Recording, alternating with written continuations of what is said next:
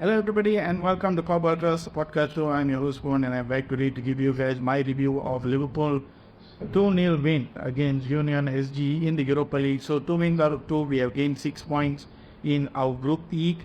So, we are topping the group. Really good result for us heading into the weekend on Sunday as we'll be facing Brighton. Regardless of what all has conspired with the game against Tottenham and stuff like that with the VAR and the offside and the non-offside call, I think in this game it was a good response from the Liverpool team.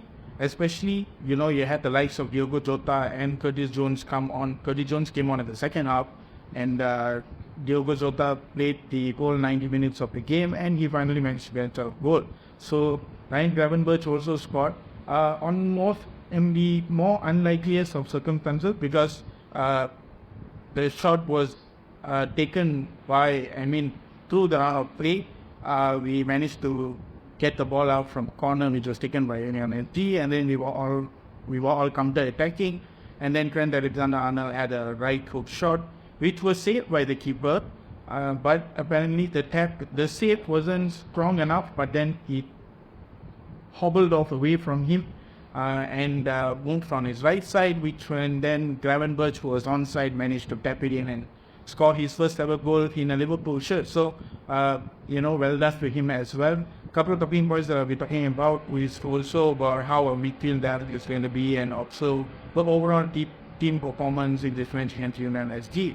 So, the other goal was scored by Diogo Jota as well.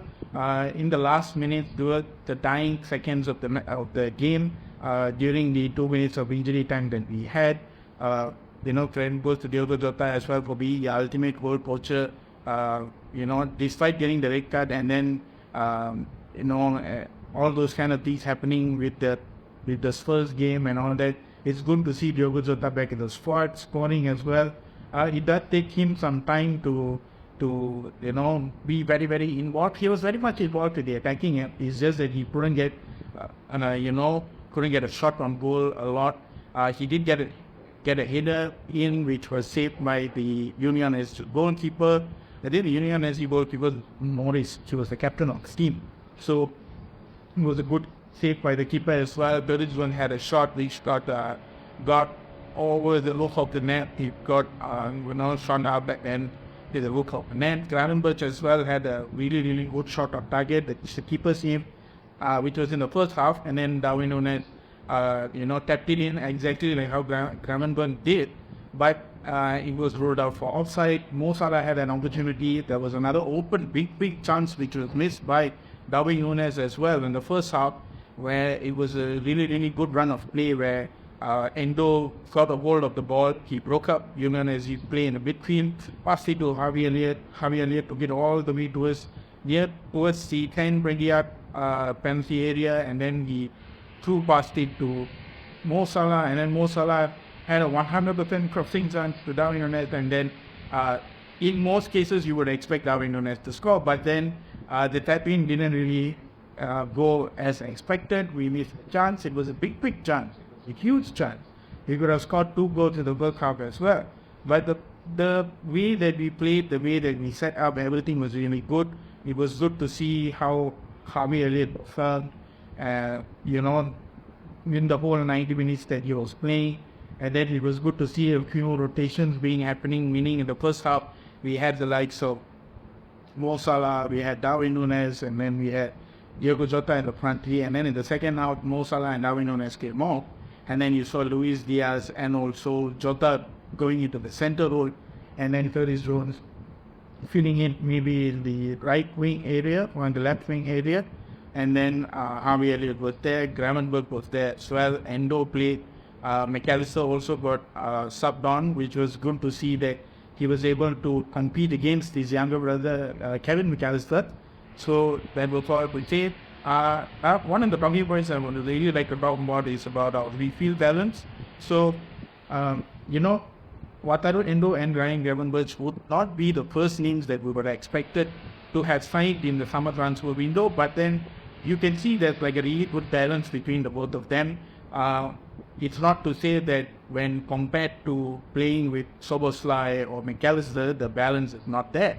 But it's really good to see that in these kind of European competitions, when you need good rotational squad players to come in, fill in, and do the job, I think Gravenberch and Endo have a good chemistry and a good understanding to the game and a good understanding to their playing styles and the way they need to play. And I think they complement each other very, very well in this game. You saw Wataru Endo, what he was really good at doing was holding up the ball, trying to break up passing lanes, trying to break up attacking plays by Union SG, and also covering for Ryan Gravenberch in the defensive areas. I think due to that insurance that Endo is providing for Gravenberch, you could see Gravenberch being more of a box-to-box midfielder and being more on the attacking end of Liverpool's. A lot of the attacking plays ran through Gravenberch and Harvey Elliott as well. You can see the three of them are bringing on a different level of chemistry and a different level of understanding.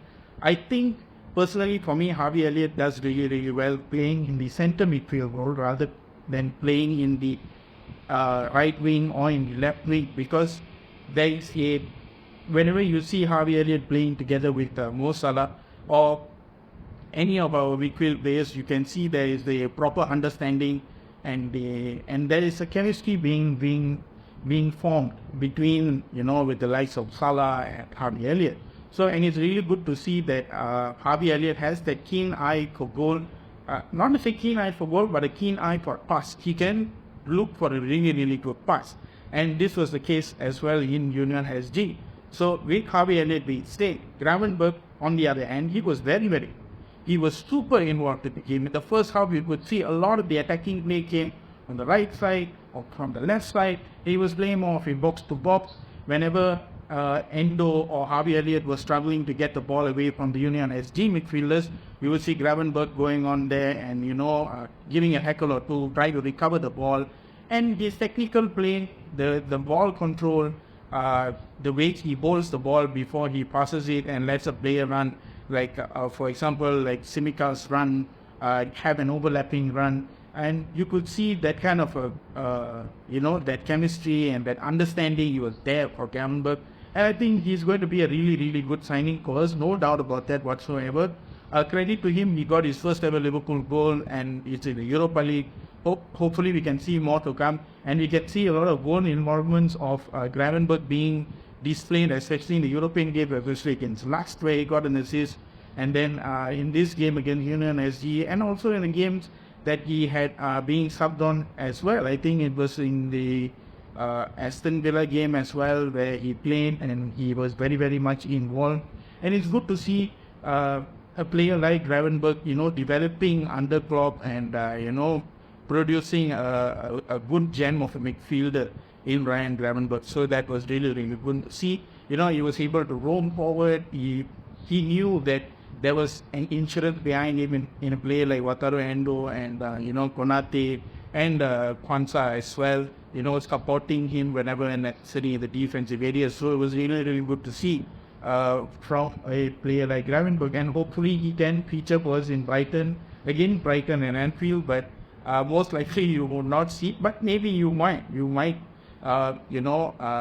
Endo has put a strong case that he might also be selected as well in the game against Brighton. So it's very, very interesting to see how the midfield will be put out against Brighton. So it's really good to see. And another thing was, I think the most notable one was, in my previous episode, I had mentioned that you would expect Gallagher to be featuring for us in this Europa League game against Union SG, but unlikely. It was highly unlikely because he sustained an injury, and then it was either going to be Alisson or Marcelo Pitaluga, who's our academy goalkeeper. Adrian was not going to be featuring for us as well in this game because he was not added into the squad on the list of players who are going to be competing in the Europa League. So Alisson came in, and Barry had not much of a save to make. He did had one nervy moment in the second half where he came out unnecessarily when Union SG had a chance on goal where Konate was trying to stop him, and then there was unnecessary from him to come out of his penalty area. But luckily the ball was a bit too slow in terms of shot was concerned that Konate was able to keep it off. And then there was not too much of things that you could say about Alisson as well in this game. But, it was a very relaxed, calm performance from Alisson. You never really saw any, doubts in him or, any doubts in the defense as well. And I was ready to talk about the defense as well. After talking about midfield balance, now I'll talk about how the defense had played. Konate was really, really good. It was Kostas Tsimikas as well was very, very good. Trent Alexander-Arnold, our vice captain, was back in action today against Union SG. Was really good to see Trent Alexander-Arnold being back again. You saw a little bit more defensive-minded Trent and also a more attacking-minded Trent as well. So you could see that whole inverted right back goal and him playing in the midfield, spraying out passes to Mo Salah and also to Jota as well in the midfield. And his League Cup play with Gravenberch as well. I would like to mention that was very, very good to see. There were certain moments where Trent would actually go on the left hand side and try to break crosses and passes, and even he got a shot on which eventually led to Gravenberch getting the goal for us as well. So it was very, very good to see Trent back again. And the most notable one would be Jarell Quansah's performance in this game. It was very, very solid. He had a solid outing. It's good to see that our academy youngsters, especially a player like Jarell Quansah, come in. And I think it was the right time that the Liverpool coaches actually decided that it was the right time for Quansah to be featuring for us in some of the cup matches and European competitions and whatnot. And I think it's a good transition moment for him as well. Van Dijk is not going to be playing for us for many, many years. He's going to be playing for us till he's like 35, 36, hopefully.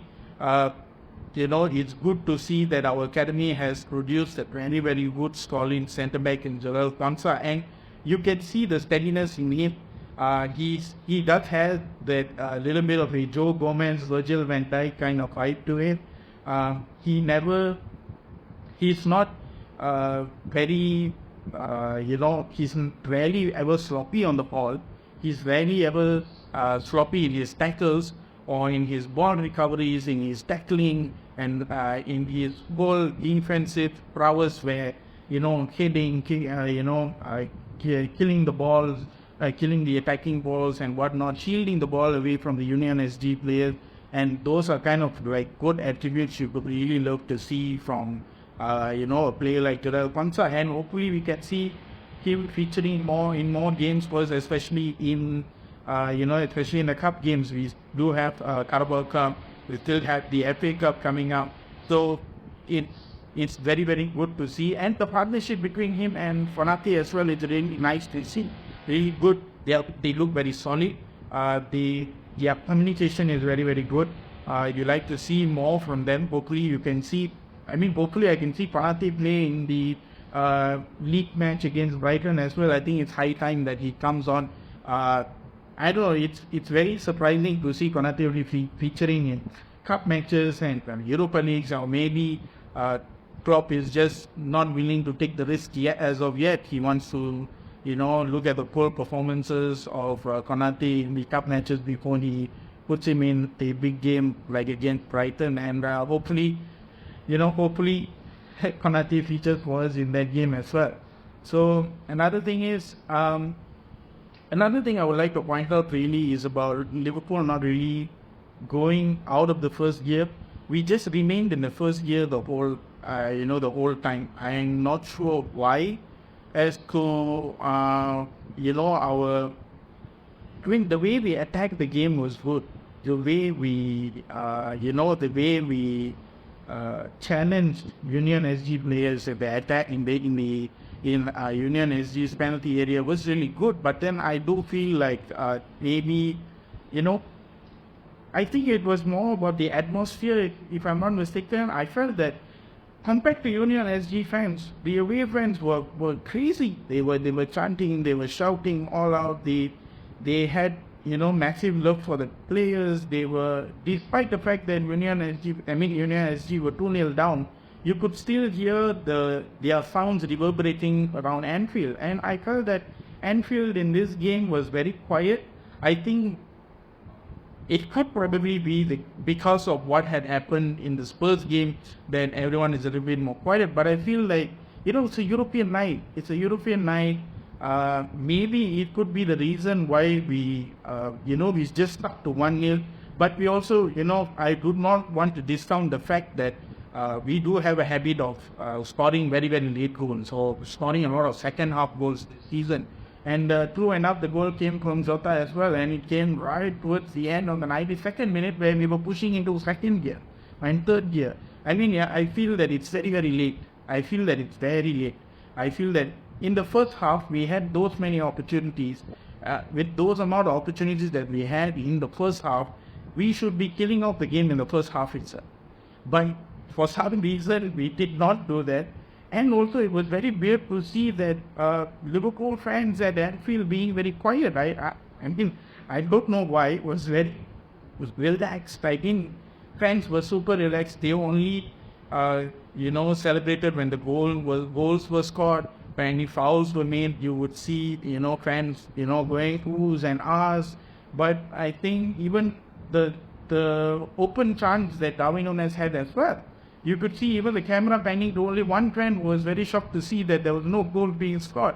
It was like every other Liverpool fan was like, typical Darwin Núñez. You would never, sometimes you could expect it from him or something like that. But I'm not sure. But we never really kicked off from first gear. We never really kicked it off. And, only towards the end of the match, like towards the 90 minutes, then we started to kick into second gear, third gear. I think that is a bit too late.